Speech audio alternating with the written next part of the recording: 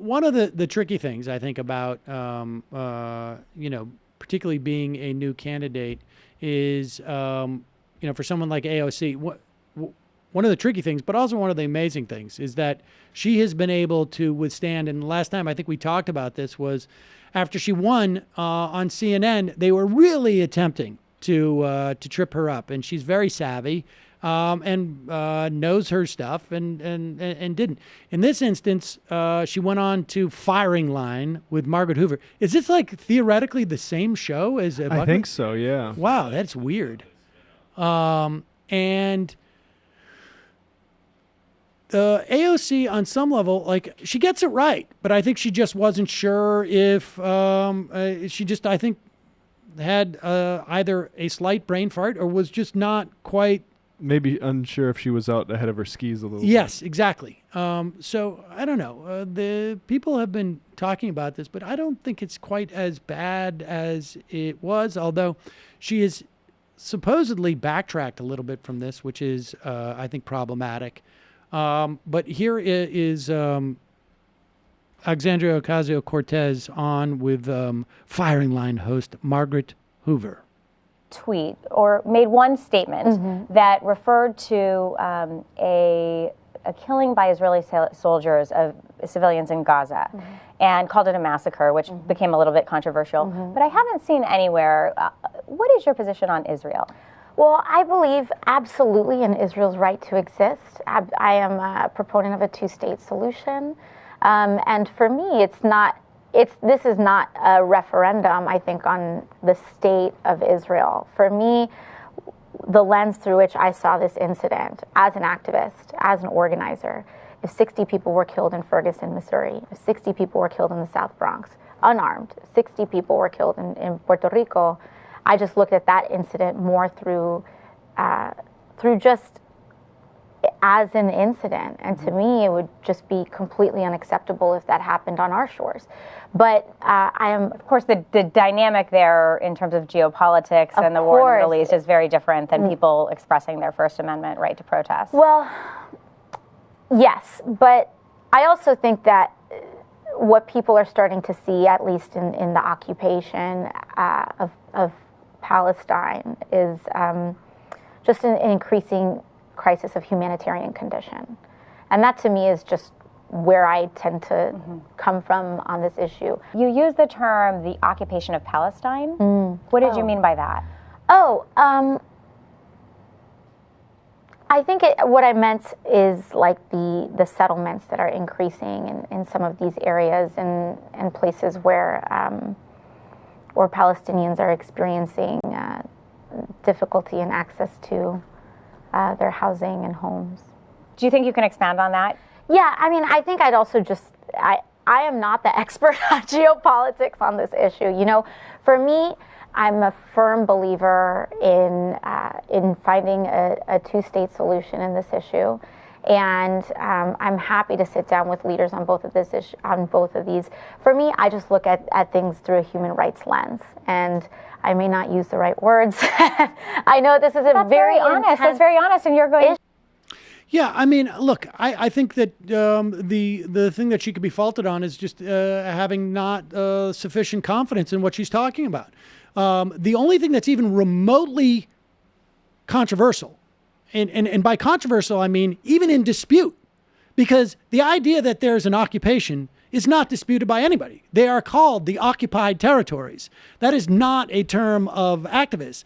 That is a term by the UN. That is a term by the U.S. government. The only thing that would be technically even slightly controversial is the idea of Palestine, because they do not have sovereignty over their borders. So certainly the whole area was known as Palestine. And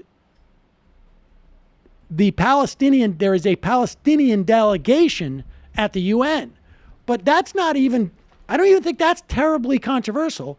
The biggest mistake that she made is that she just doesn't have the confidence in it that you would want her to have after she's a congressperson. But her assessment of the situation is exactly right. I mean, Hoover may be right that the geopolitical situation is different between the Palestinians and the Israelis, as opposed to what you would see in the Bronx or in Puerto Rico or in Texas or wherever. We don't have a system of dual citizenship where people who are citizens are second-class citizens in this country by law. We don't have a situation where we have embargoed, essentially, the state of Texas and not allowing supplies to come in. But beyond that, I think it was just a function of her not having the confidence. And frankly, I would put AOC's knowledge of a broad range of issues up against 80 to 90% of the sitting Congresspeople understanding of these issues. Well, it did sound like she was referring to the whole region as occupied Palestine, which is probably not something you would hear a congressperson say for the most part. I don't think she was saying the whole region. She was talking about the settlements. Well, so that necessarily... Yeah, she clarified, but at least in that first statement. And then she walked it back, and then she walked it back further after this happened. I mean, it wasn't great, and clearly she needs to learn more about this issue. But there are people on both sides who are being dumb about it. Mm-hmm. On the one hand, AOC did nothing wrong. Her answer was perfect. Probably, not true. On the other hand, there are leftists who are raking her over the coals for not for supporting the two-state solution and for not having the position that leftist anti-war activists have on it. So I think there's room for her to learn and also move a little bit more in line with some of the groups that endorse her without doing something that would be pure political suicide. Yeah, I mean, the latter may be true. I didn't interpret what she was saying as that the whole region was occupied Palestine. I took that. I mean, when she talks about the settlements, that to me is quite clearly she's talking about the West Bank. Nobody refers to the settlements, Haifa. But I mean, yeah. She also needs to have, and I think everybody, I think to me this just reflects in the same way with law, frankly, which might be more important, that there just needs to be training for an actual left foreign policy. People like Aziz Rana need to be able to run seminars for political figures like her. But there's a whole other separate set of talking points on Gaza as an example. Yeah, the problem with that is Aziz Rana is Muslim.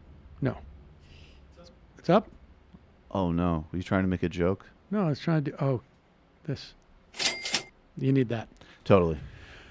Well, the other thing I just like to point out quickly is she needs to know who's a hostile, charitable interviewer and who's out to get her and going for her. And I think that's that's her actually tone the bigger of problem. You can't give that Margaret Hoover that sort of that tone because she'll and jump I all also over think you. And I hate people jumping over her. I think this should be purely constructive because she's great. But I do think that the anxiety that she's having about her previous just sort of clarity on that issue is the specific fear about talking about Israel-Palestine, which people need to let go of because it actually really isn't that complicated.